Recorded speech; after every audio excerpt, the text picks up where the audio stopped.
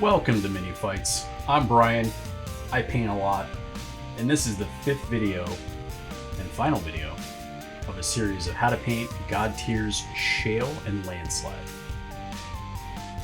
Now, if you haven't seen any of the other videos, you probably want to start at the first one. So go ahead and click the icon on the top right. That'll take you to the first video, and you can watch them all in order. Or if you just want to start here, let's start here. So as we just finished rendering his robe in the last video 4, we're going to take some Vallejo Gray Violet, just another warm gray. I use a lot of warm grays, I'm realizing as I edit this work. We're going to go ahead and just paint all these icy magic spikes.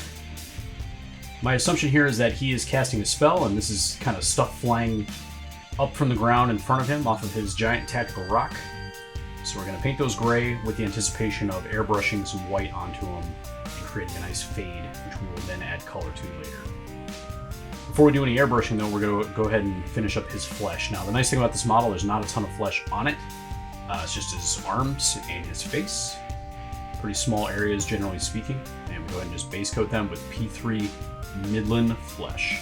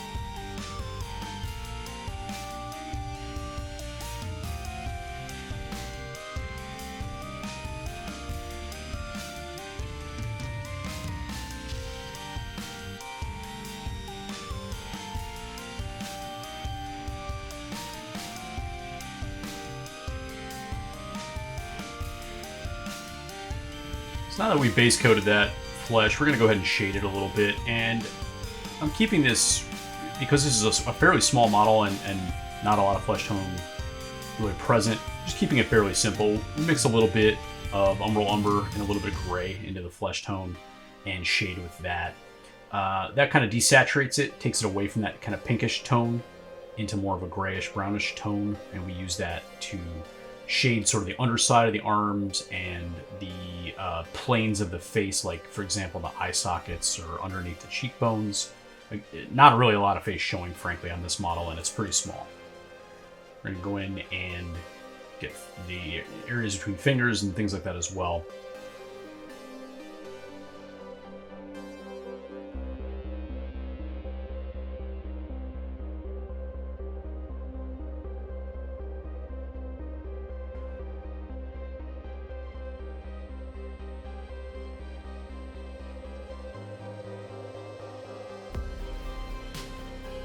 And to make our flesh a little more convincing and luminous, we are just adding a little bit of ice yellow to the Midland flesh and just applying that on some points.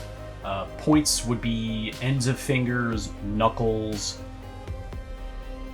eyebrow lines, the tip of the nose, that sort of thing. The typical raised areas that you see in miniature painting. It's pretty formulaic, frankly. But, you know, it works out, and we're going to go ahead and apply that to the small amount of flesh tones we're working with here.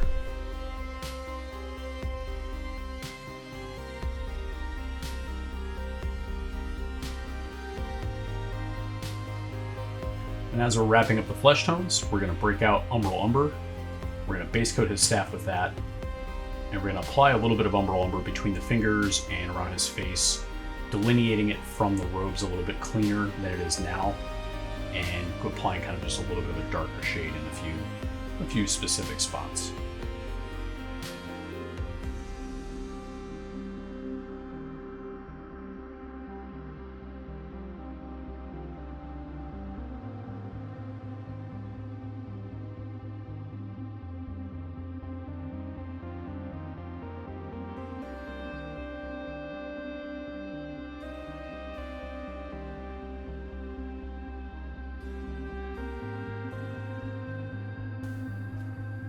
decided to make Shayle's facial hair kind of a blonde or maybe like a red, I guess you'd call it.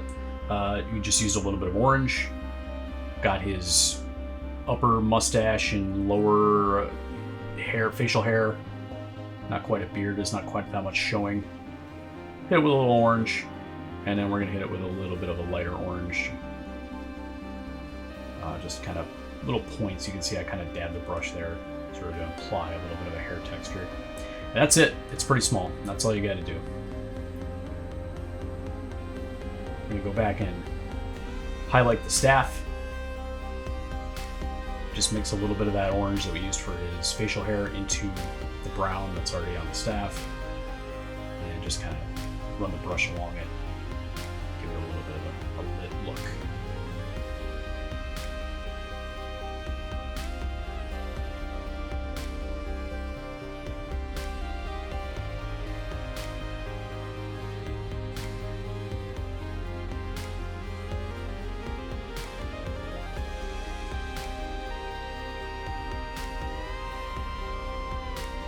I see an area that I did not originally paint with coal black, and there's some little like cloth kind of ribbons around the staff.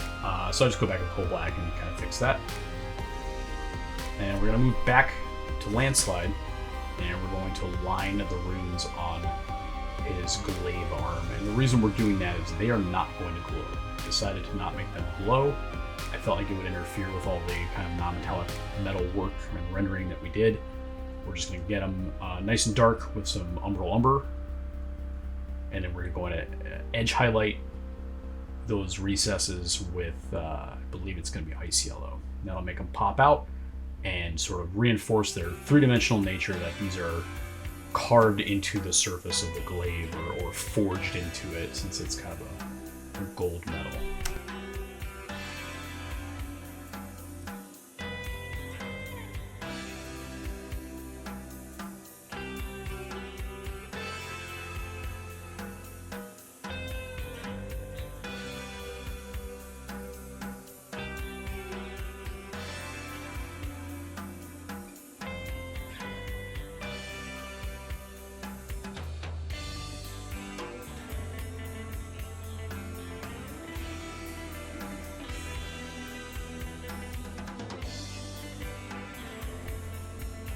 Now our buddy Shayle, he's got some stuff growing up on his tactical rock, which makes you wonder, is this rock something that he summoned from the ground to stand on, or something that was just naturally forming that he decided to to use as a battle tower?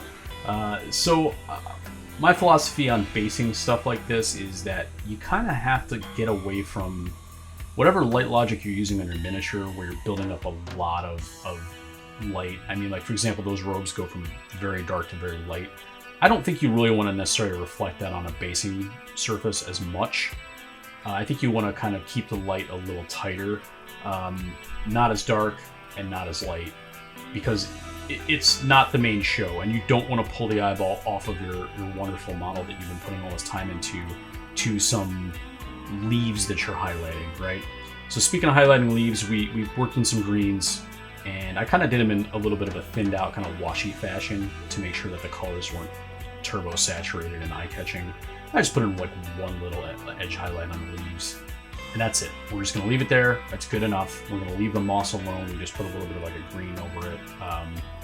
I don't want to threaten the big show with the side show, which is the base.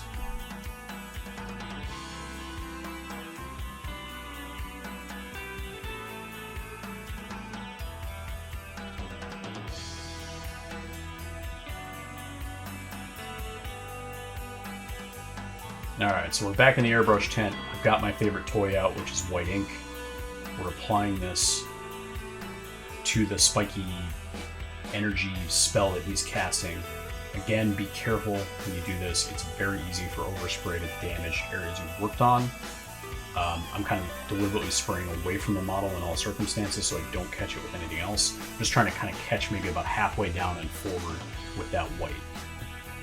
And now we're going to work in our glow, and unfortunately this didn't really focus very great. Oh, there we go. We're taking our little monolith and we apply a transparent, kind of a fluorescent yellowy green color to it. We're going to apply that same color to Shayle's magic spell. And we are still not masking the model off. And the reason in this step we're not masking is we want a little bit of overspray. And that's because this is a glowing green spell. It's going to cast a little bit of light on the stone around him. His kind of foot and his sort of leading leg there is going to catch a little bit of this green. That's ideal. That's what we want. But the nice thing about this color, it's very transparent. So the transition from like white to dark gray that we did on the magic is actually showing through. And it looks cool. It glows. We're also going to apply this to his staff, like the head of his staff. It's got kind of like a little orb contained in it.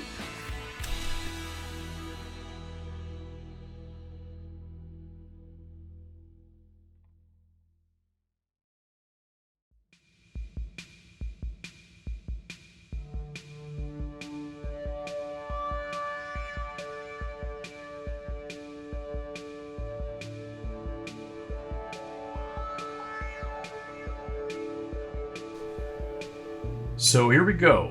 We've got our buddy Landslide out, and Landslide's runes, this caused me a little stress. I was a little worried this wasn't going to come out.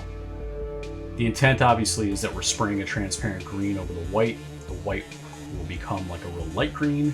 The areas around it will look lit. That's all good in theory, but sometimes you put a lot of work in rendering a model by hand, and you're really concerned that you're about to just, really F it up with an airbrush. So I had some concerns. All those concerns, though, after a couple sprays went away. It's exactly what I wanted. I'm really happy with the result. Perhaps next time I will gamble less and try this on some sort of test model first. But I just did it. It came out pretty cool. The runes glow nice and green, and it really ties him and Shayle and the little monolith rock buddy together. We are very close to the finish line here. It's time to apply some basing. I'm just gonna base these guys in NATO black, which is sort of a bluish, blackish color. I like to mix a little Windex into the paint when I paint bases. It lets the paint flow nicely into all the sandy stuff, which can sometimes be kind of a pain in the ass to get color into.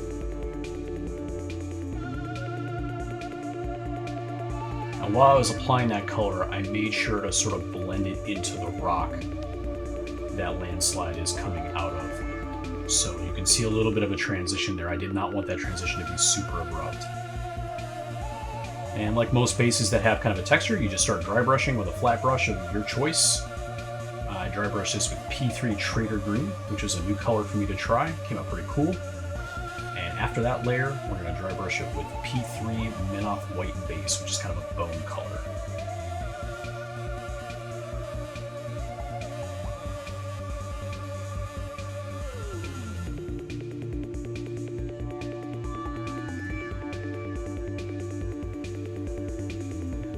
I'm pretty happy with the way this has come out with the 2 layers of dry brushing. We're going to go ahead and add one more step of visual interest, which is adding some tufts. Some people apply tufts using just static grass. I have some pre-made tufts because I'm lazy, and they are easy to just kind of apply and not have to worry about making a gigantic mess of blowing static grass around. I have a variety of them that I'm going to add. Now, this basing, the intent here is that it's fairly neutral, and I'm going to be applying it to all of my Godtear models in the future. This is not, Druid Forest specific look for Shayle and Landslide. This is actually going to be on all my models. So I try to find something that will kind of work with a variety of themes and still work with these models. So I think it looks pretty good. And as we keep applying the variety of tufts, I think it's really going to come together.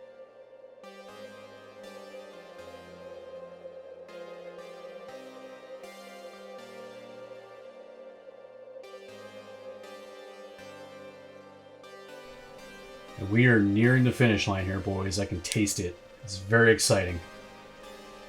The final step, the most satisfying thing on earth, is to get those base rims painted black.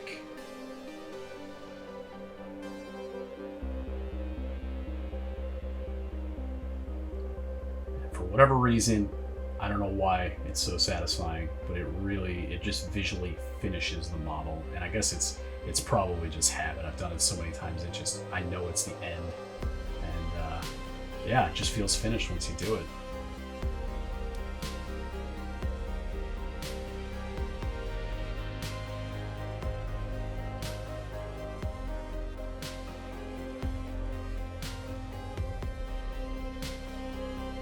That's going to wrap this project up. We're going to put these models on the human-powered Lazy Susan.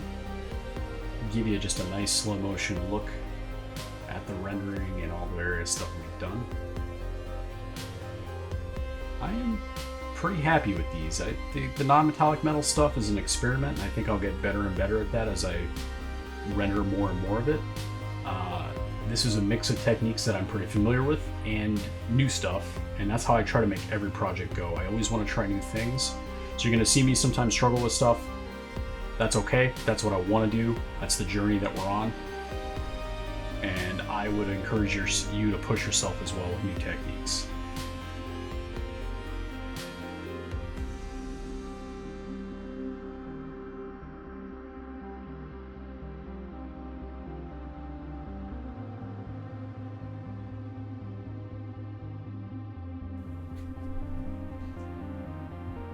So as we look at these photographs and kind of see some of the rendering in a little more detail that the photo can get, I'm ultimately probably most happy with the way the robes came out on Shayle. I think it's very striking. I think some of the color change from the warm shadows to the cool highlights really pops. There's a few areas on the models that I would like to readdress at some point, but generally speaking, I would be lying if I was saying I was not very happy with these. So whether you've only watched a little bit of one of these videos or you've religiously watched every second of all 5 of them, thank you so much for coming along on the journey with me. It was super fun to do. The plan is to continue making videos like this. I've gotten into a little bit of a good editing flow where I can churn them out at a reasonable speed. But yeah, if you liked it, like it, subscribe, like Mini Fights on Facebook, leave me a comment with any sort of thoughts, and I'll see you next time. Thanks again.